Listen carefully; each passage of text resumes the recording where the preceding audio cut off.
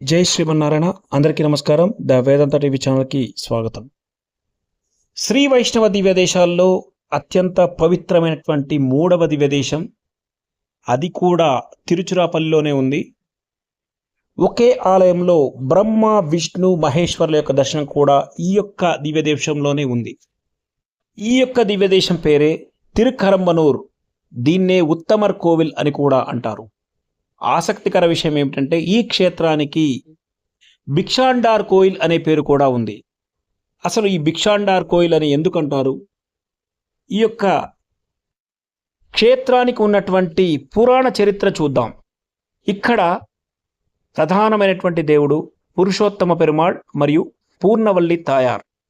ఈ యొక్క ఆలయాలతో పాటు బ్రహ్మదేవుడు, సరస్వతీదేవి, అదేవిధంగా శివుడు, పార్వతీదేవి యొక్క ఆలయం కూడా ఉంటుంది.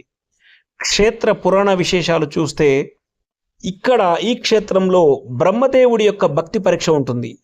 భూలోకంలో శివుడికి విష్ణువుకు ఉన్నట్లు తనకు ఎక్కడా కూడా ప్రత్యేకమైనటువంటి ఆలయాలు లేవని బ్రహ్మదేవుడు బాధపడుతుంటాడు.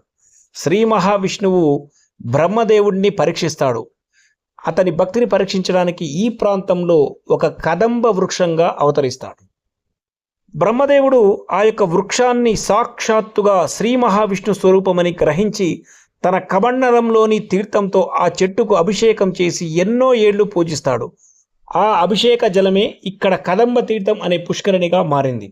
బ్రహ్మ యొక్క భక్తిని మెచ్చినటువంటి శ్రీ మహావిష్ణువు ప్రత్యక్షమై బ్రహ్మకు ఇక్కడ ప్రత్యేక పూజలు జరుగుతాయని వరమిస్తాడు. స్వామి ఇక్కడ కదంబ వృక్ష రూపంలో వెలసినందున ఈ ప్రాంతాన్ని మొదట కదంబనూర్ అని, కాలక్రమేణా కరంబనూరుగా మారింది. ఇక మరో విశిష్టమైనటువంటి కథ ఏమిటంటే ఉత్తమర్ కోయిల్ అని ఎందుకు పేరు వచ్చిందంటే, ఒకసారి సీతాదేవి తండ్రి అయినటువంటి జనక మహారాజు గారు తీర్థయాత్రలు చేస్తూ ఈ ప్రాంతానికి వచ్చారు. అప్పుడు ఇక్కడ ఒక యజ్ఞం నిర్వహించడానికి అన్ని రకాల ఏర్పాట్లు చేశారు.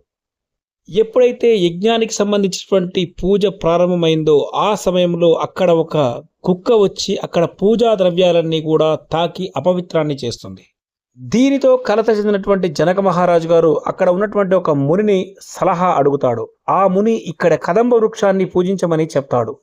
జనకుడు అలా చేయగానే అతనికి ఉన్నటువంటి అన్ని రకాల అడ్డంకులన్నీ తొలగిపోయి యజ్ఞం విజయవంతంగా పూర్తయింది. అందుకే ఈ యొక్క క్షేత్రాన్ని ఉత్తమర్ కోయిల్, ఉత్తమమైనటువంటి ఆలయం అనే పేరు కూడా వచ్చింది.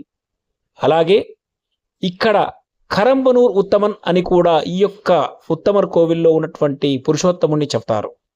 ఈ యొక్క క్షేత్రానికి మరొక పురాతనమైనటువంటి చరిత్ర కూడా ఉంది.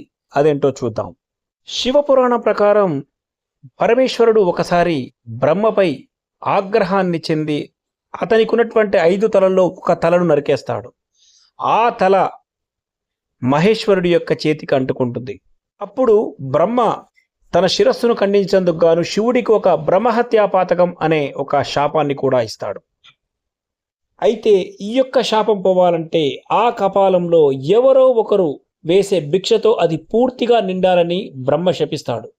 శివుడు లోకాలన్నీ తిరుగుతూ భిక్షాటన చేస్తూ ఆ పాత్ర నిండలేదు. చివరికి నారదుడు సూచన మేరకు ఆ క్షేత్రానికి వస్తాడు.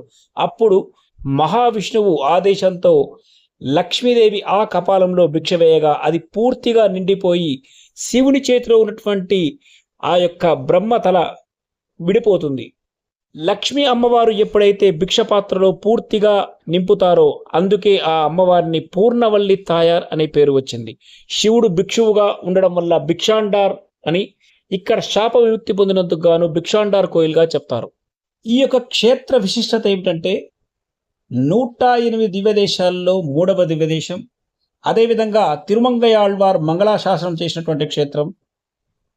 అత్యంత ప్రత్యేకంగా చెప్పాల్సింది బ్రహ్మ విష్ణు మహేశ్వరు యొక్క ముగ్గురు యొక్క ఆలయాలు ఈ యొక్క క్షేత్రంలో ఉంటాయి.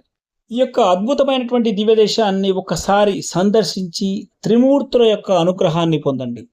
జై శ్రీమన్నారాయణ.